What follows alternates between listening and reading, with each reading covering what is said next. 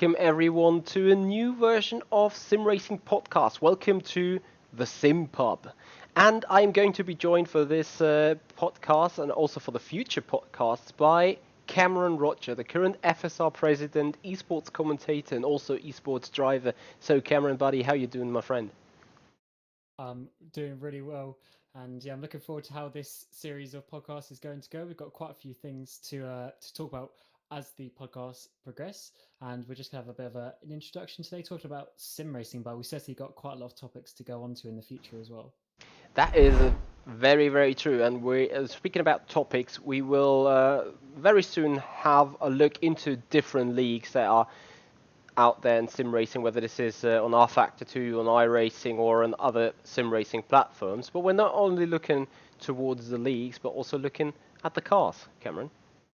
Yeah, we're going to be talking about just sort of different categories, how they work in sim racing, what you should be looking for if you are looking for a certain type of racing or if you want something else.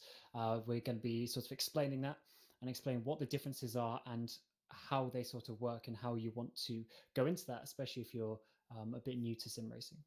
Exactly, and as we're speaking about different cars and different classes, there will also be different tracks where different races will be carried out on. And we were talking about why some tracks may be good for race for specific type of racing, and why others don't. Like maybe a drag strip is not good for, I don't know, going around in circles because it's basically just a track strip. So we're going to talk about a little bit more detailed, not as obvious as this example, but drag racing obviously also a different type of racing. So we're also going to talk about the different types of racing that's possible on the tracks around the world, and of course, as various other sim racing related topics. Yeah, and talk about sim racing, we really have to say like what is sim racing? It's obviously it means slightly different things to different people, but there is a sort of a general broad definition of what it is supposed to be, and obviously that is really that we're trying to emulate real life racing, obviously on a computer game, effectively. So, as many people who are in this industry know, it's a lot more than a game now. It's been taken very seriously. There are big sponsors, there's big money involved, but ultimately that is really what it's trying to do. It's trying to take a game, take a computer platform to that next level where you're really trying to make this almost as it is in real life. Obviously, trying to take all aspects of the car handling that you have in real life as well, and trying to make it feel and drive the exact same. Because obviously, most people who drive, at least on the major simulators such as iRacing, R Factor 2, um, they obviously use a wheel and pedal setup, so they're literally doing exactly the same as they would in real life. It's not like other games such as FIFA or Call of Duty where you're twiddling your thumbs around. That's not the same as running around. Whereas with driving, you literally have your steering wheel and pedals just like you are in real life. Very true, so. And effectively, I came across this definition as I was doing the write up for a different topic. And I'm gonna simply read it out, and then we're gonna pick a little bit of bits of pieces out of the sentence we do find in this definition. So, sim racing or simulated racing is the collective term for computer software that attempts to accurately simulate outdoor racing, complete with real-world variables such as fuel usage, damage, tire wear, suspension settings, and so on.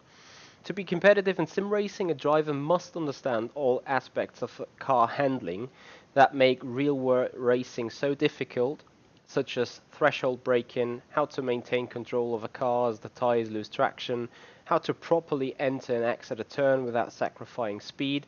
And this is the level of difficulty that distinguishes sim racing from an arcade driving game or arcade racing game where the real world variables are taken out of the equation, and the principal object is to just create a sense of speed as opposed to the sense of realism. So, effectively, this definition already goes into separation of classic simulators, like Cameron already mentioned, iRacing, R Factor, Assetto Corsa, and the classic arcade driving games, Mario Kart, Need for Speed, stuff like that. And despite this definition sounds like very, very simple.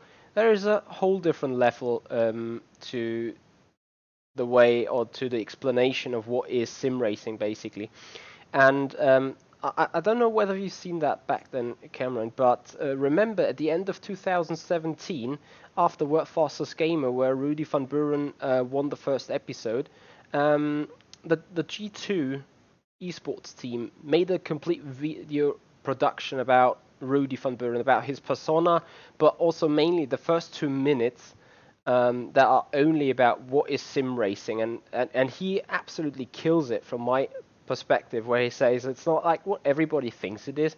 You just sit back and, as you say, have a control in the hand and ring your thumbs around it. It is just going to a whole nother level, and I think the the hardcore sim racing, that is really what it is. Compared to also, I think you can also see Need for Speed or Mario Kart as terms of sim racing as such, despite not, yeah, a lot of sim inside. What do you think on that? Yeah, that is yeah, that's quite the the point really of what this is all about. It's not just picking up a racing game and driving. That's a completely different style. That's, that's just sort of an open lobby system where you just go on, you do some random track, random car, and you're just doing it for fun. Whereas sim racing takes it to that next level where we're trying to do on a game what you would do in real life. And that is from pretty much all aspects, not just in terms of the actual driving, because this is, people always end up having a conversation about, arcade versus sim.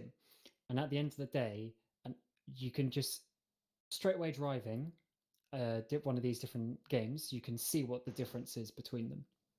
If you come onto something like iRacing or R Factor, you can crash the car basically. You can spin out, you can go past the limit, you can um, you know, properly overheat the tires and this sort of stuff. But what you can't do on some of the other games, such as Grand Theft Auto or this sort of stuff, or just even Gran Turismo as well, with the driving on there, it it makes it easier. It sort of allows you to not drive in a good way. It's really helping you to just have the fun out of simply going around the track. But the sim takes you to the point where the fun is actually being able just to drive.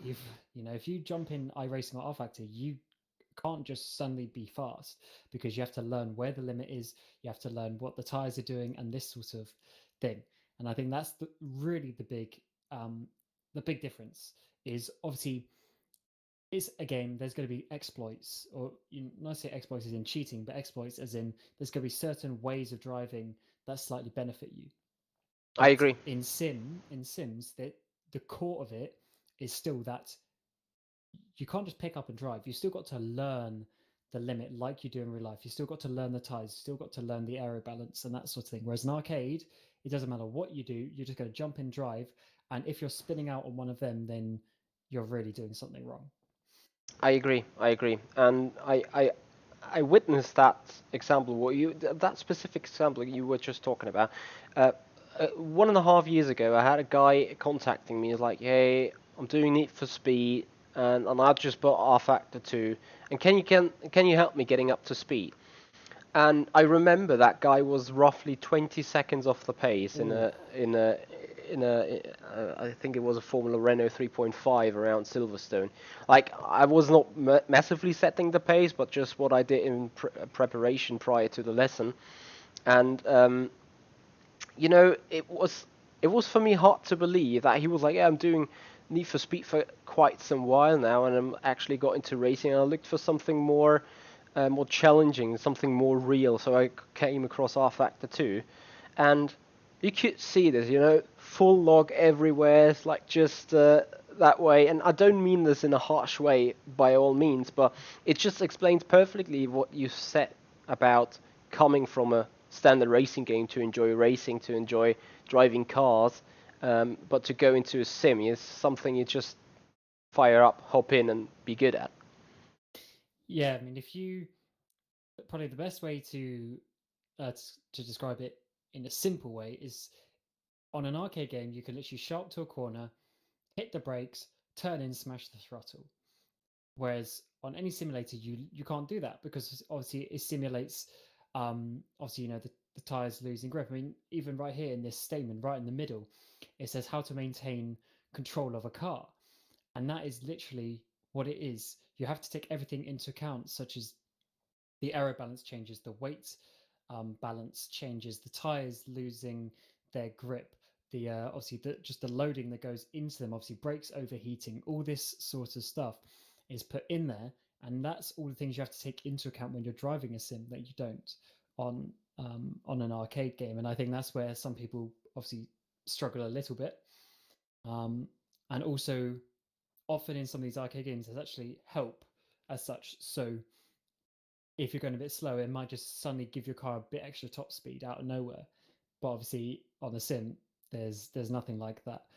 Even with the certain assist that we do have, it's nothing like that. You still got to be able to drive the car. Absolutely. And you guys will now be able to see some more, not sure how to call it, but there's a simulator that is a lot more advanced what people got at home, let's put it this way. So this is actually a scene from me driving in a competition in Switzerland at Racing Unleashed. And it is quite intense because as soon as we got racing, as we go racing, you will see that this thing is shaking around quite violently. It shall give us a little bit more of immersion, a little bit more of feedback of the car, feeling everything Cameron just said when tires overheat, aero and balance changes while driving. And this leads me to some sort of a difficult question, I guess, but I'm just gonna put it out. And it sounds pretty simple, but I think it's going to be super difficult to answer. But I let Cameron answer it first before I take out my bits of pieces on it. But Cameron, what do you think, or what is the most amazing thing about sim racing to you? Like, what is it there where you say, oh, that is so nice about sim racing? That is really what it's all about. I'd say probably because not necessarily to the highest level, but I did some karting.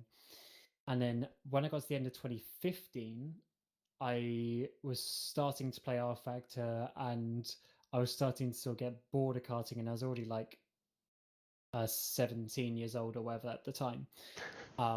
So I was already getting to that point where I was realizing unless I find like loads of sponsors dump loads of money, I'm not going to go anywhere. So then when I came to sim racing, I was like, oh my God, this is like, especially when you go to higher end competitions, I'm like, oh my God, this race meeting almost feels the same. Like it gives me the same racing bug, the same adrenaline rush as I would at a real race, but I'm able to do it obviously from home. The only money spent was obviously on my PC and the wheel, and I could literally do it on any track, any car, and anything like that.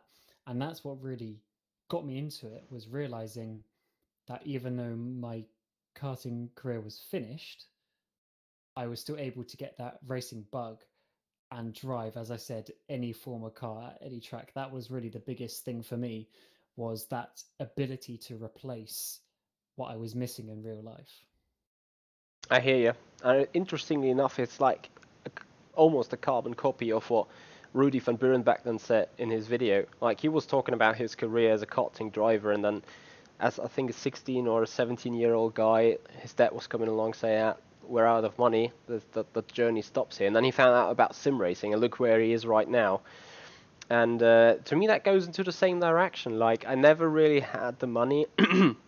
Nor the childhood, nor the parents to really get me into racing. I remember myself always being racing enthusiast, like even as a small child, being aged 8, 9, 10 years. I raced literally everything, whether that was a bobby car or my city roller around some canalization on the street. I was literally racing everything everywhere.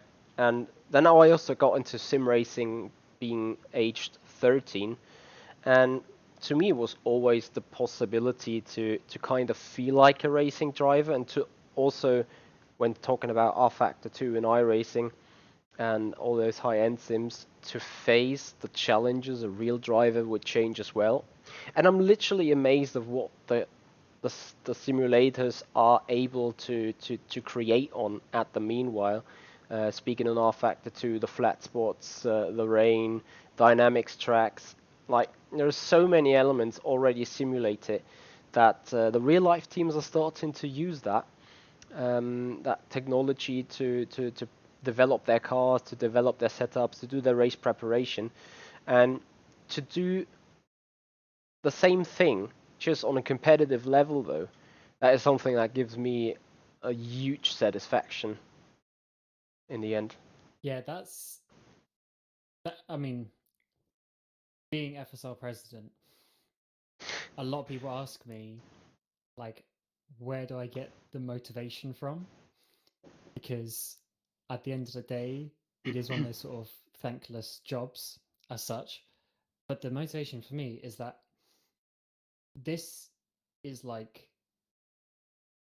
me able to do what like I want to be doing, basically.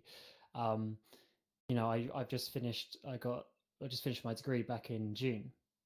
Basically, got a bachelor's in motorsport technology. Basically, like this is what I want to do. Like since I left school, this is just all I've done with my college and then university.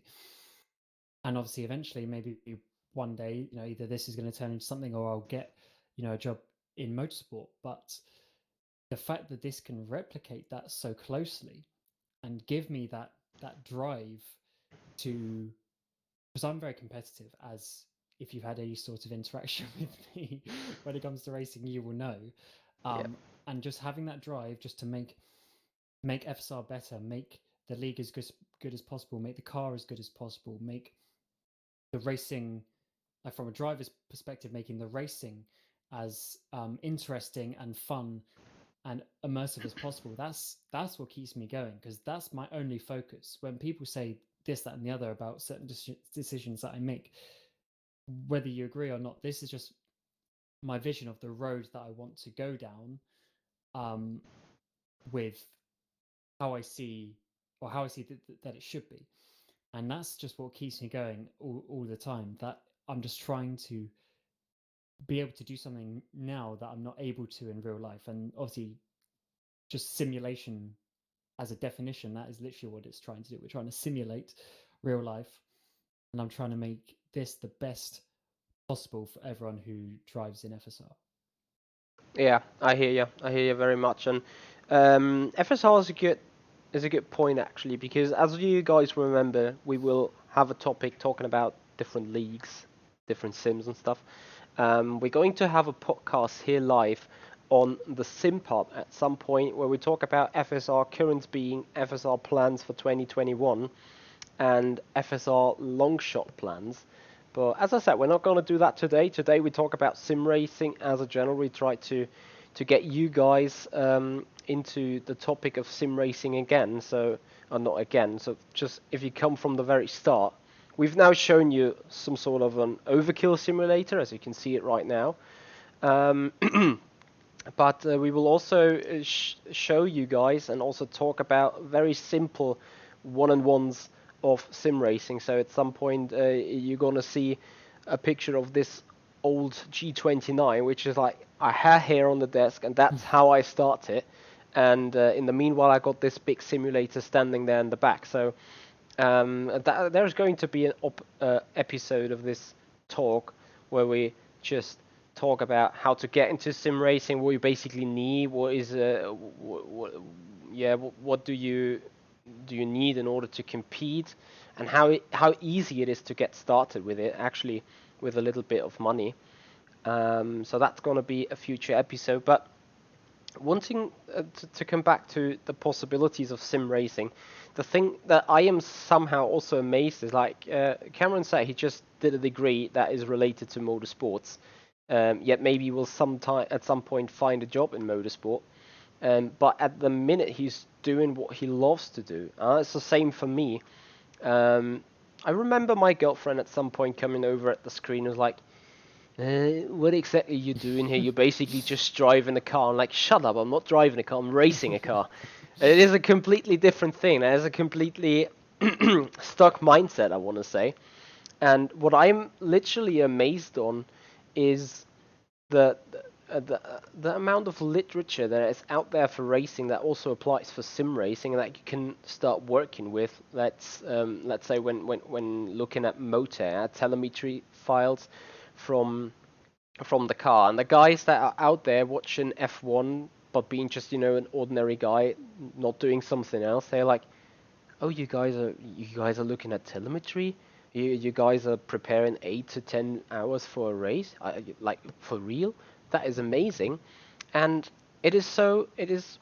I don't know what you think, Cameron, but I think sim racing as a sport would um, or should have a lot more attraction to the public. Like we've seen this thanks to Corona. This not the Australian Bahrain Grand Prix, whatever that was being put out by F1. We also do see the F1 esports, and they get quite some traction, and I think they also deliver amazing racing.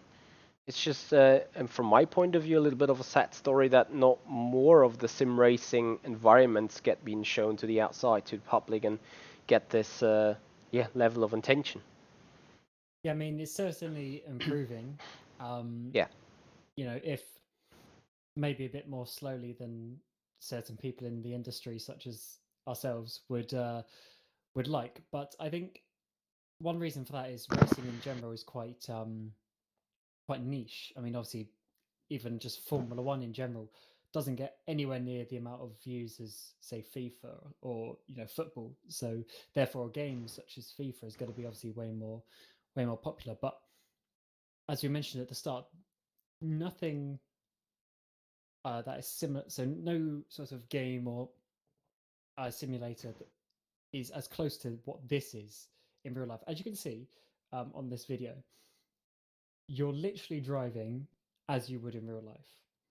The only things that you're really missing are the G forces yes. and the for like the strength, because even with load cells um, that we have nowadays, still the average person could do it. You don't have to train your leg to be able to push the brake pedal as you do when you get into more high-end cars. So that sort of thing you are missing. But for the most part, we're getting most of the way there. I mean, you still have obviously the movable seat. You got force feedback, which will have strength. If you have the load cell, obviously you have certain strength there. So there is certainly a more physical aspect of it, and also you're literally driving as you would in real life. It's quite a difference to other forms of esport.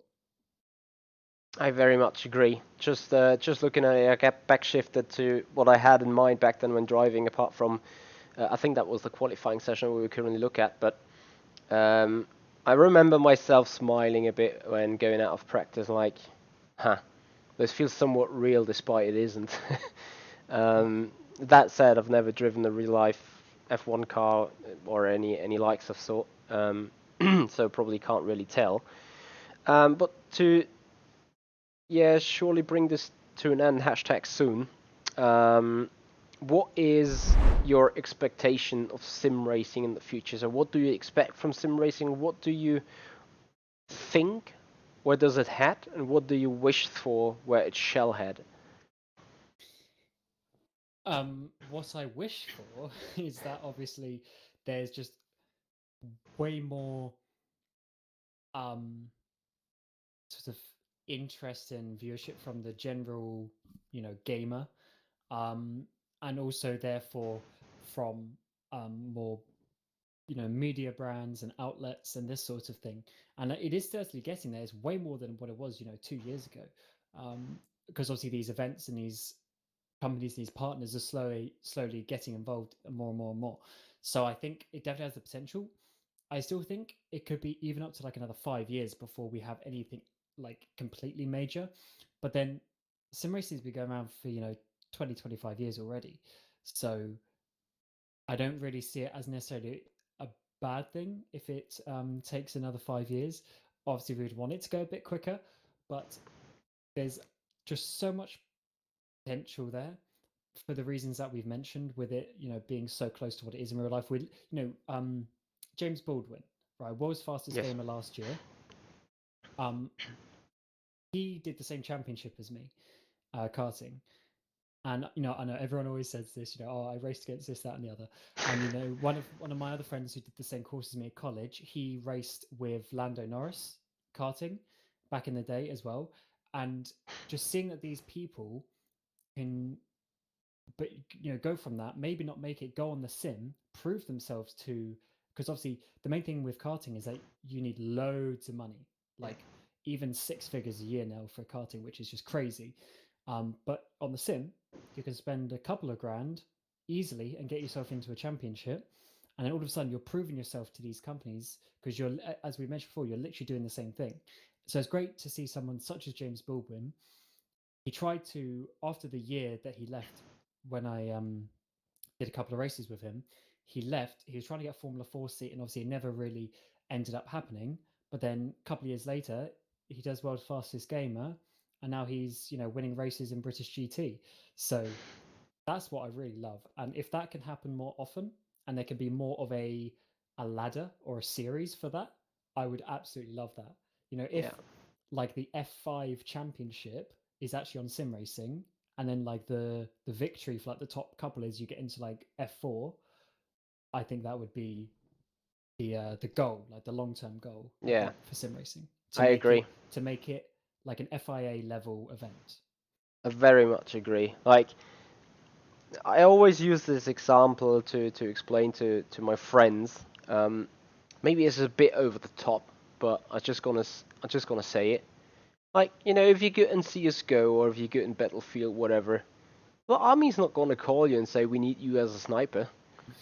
But Yeah. you've seen McLaren call Rudy van Buren say we need you as a simulation test driver, and just like James Baldwin, Rudy van Buren is now driving Porsche 911 Cup car races and is doing really, really well. And that is the same thing, because you have been into karting, Baldwin has been into karting, Van Buren has been into karting, and if you spend a little time there, you got your experience, you got your skills, you got your talent, you just put it into sim racing and outperform the average guy. And when you outperform the average guy, you're gonna go to the top, I don't know, 50, 30, 20 people of the world, and you get the recognition you deserve for it. And just as you say, without spending millions of euros, I mean, you said a couple of grants. A couple of grants can get you this. For this, you need only a quarter of a grant. So that is how easy you can get into sim racing.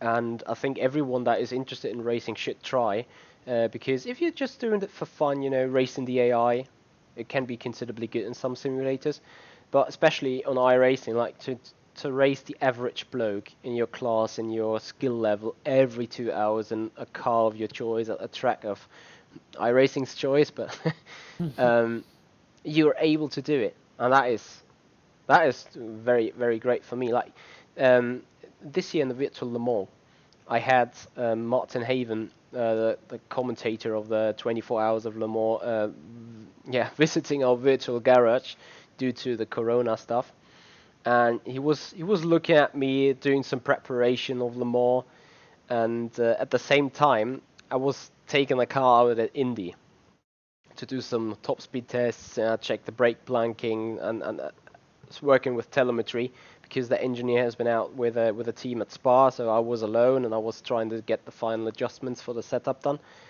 And he actually spoke about that in the race, saying like how phenomenal is sim racing. It's like you have a problem, you're at a certain track, and without trying to some sort of experiment with a setting on this specific track, you experiment with that setting on a track that gets you the most reliable data out there. So if you're going to analyze brake blanking and engine cooling in comparison to drag and top speed, yeah, you can go down Mulsanne at Le Mans, yes, but you can also take out the car at Indianapolis, just go straight, or on a skid pad or whatever, and do the testings there, because they will still apply at Le Mans.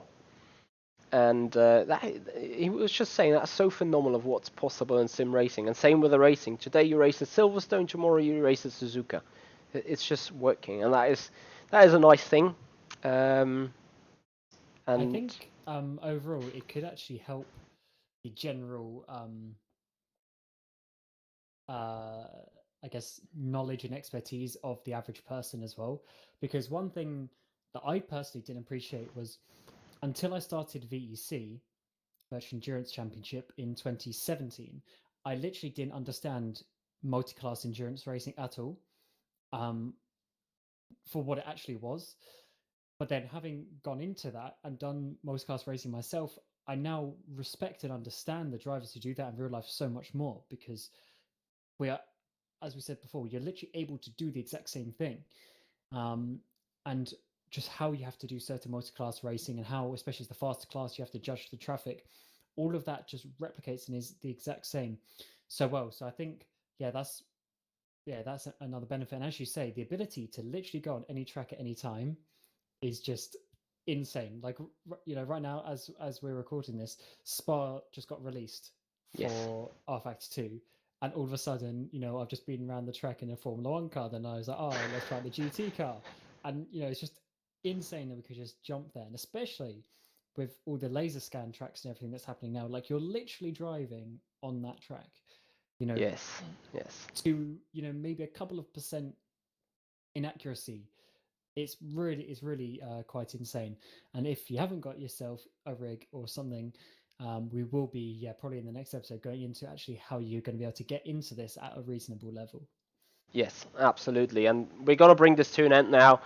We could go on probably for hours talking about sim racing because it's our favorite hobby. It's what we really burn for. That's how you say it in Germany, or what you really die for, I think is the correct thing. But the next episode is going to be then about how to get into sim racing, talking a little bit about equipment, talking a little bit about setups, like setups in terms of simulator, not car setups. That's going to be a specific thing on a different episode of this podcast. But yeah, the Sim Pub will probably come out on a monthly, maybe twice a month, maybe monthly basis, depending a little bit on how Cameron and me find time between him doing his FSR presidency and also him doing his own car show, which is what was the name of the car show again? Hot Rod Automotive. Yeah, Hot Rod Automotive. So you guys want to check out Hot Rod Automotive on YouTube as well. There you can see the knowledge of this guy when it comes down to cars, when it comes down mechanics, skill levels a little bit. So yeah, he has the real life racing experience and transformed that into sim racing, and also uses this as a real life occupancy every now and then. So, and as I said, the Sim Pop will probably be out every month. And if you guys have some topics, if you guys have some questions, if you guys have some recommendations, and like you guys could talk about this topic, put it down in the comment area below. Cameron and me will have a look at it, and we will draw the next Sim Pop around it. And there will also be live sessions of the Sim Pub where you guys can come on the chat, put down your question, and we answer them live. At some point we're going to have interviews, so the Sim Pub will be your new monthly podcast version around sim racing around the world, around the entire business, and for your fun and enjoyment. So Cameron, you got anything to add, anything you want to say at the minute? No, that pretty much rounds it up for episode 1. So yeah, do if you want, check out Hard Rod Automotive. That is my YouTube channel, as you say, but also to Michi Sim Racing as well. So plenty of stuff to look out for. And yeah, from us, that is pretty much all for today. So we will see you next time. Exactly, guys. That's going to do it for today. And thank you so much for being here. See you there. Up to the next one. Goodbye. Big, massive thank you.